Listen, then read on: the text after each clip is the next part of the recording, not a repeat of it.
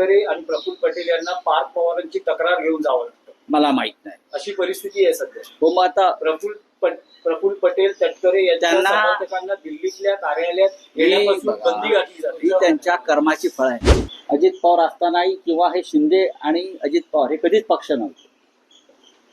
या Amit शहाच्या sister concern निवडणूक आयोगाच्या माध्यमातून निर्माण झालेले वेगळे गट किंवा पक्ष आहेत.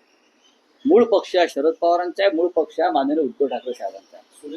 आता त्याच्यावरती 30 जुलैला सुनावणी आहे, फायनल असा आमचा अंदाज आहे. बाकी हे जे अजित पवार वगैरे पक्ष नाहीच आहेत, हे गटच होते किंवा शिंद्यांचा गटच आहे. लोक फुटले, बाजूला गेले दबावाखाली. बाकी काय हे का पक्ष आहे का? विचार काय?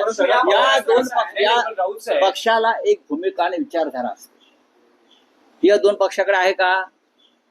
शिंदे गटाची विचारधारा बाळासाहेब ठाकरे म्हणजे आमचीच, आणि हे जे आहेत अजित पवारांचा पक्ष, आता सुनेत्रा पवारांचा पक्ष, यांची विचारधारा शरद पवारांच्याच पक्षाची.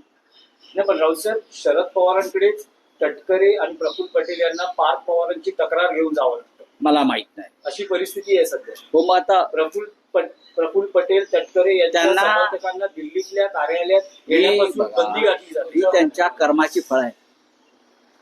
त्यांच्यावर ही जी वेळ आलेली आहे.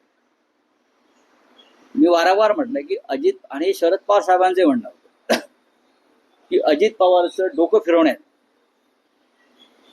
जे काही प्रमुख लोक होते,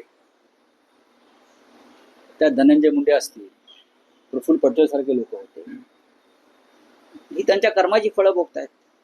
परंतु असं म्हटलं जातं की कुठेतरी सुनेत्रा पवारांवर दबाव निर्माण करायचा, त्यांना कुठेतरी खाली खेचण्यासाठी तटकरे आणि पटेल आणि पवारांची भेट घेतली. मला माहिती. महाराष्ट्रातील सर्व बातम्यांचे विश्वासार्ह व्यासपीठ, सकाळच्या सर्व सोशल मीडिया प्लॅटफॉर्मला लाईक, फॉलो आणि सबस्क्राईब करा. तसंच सर्व नोटिफिकेशनसाठी बेल आयकॉन प्रेस करायला विसरू नका.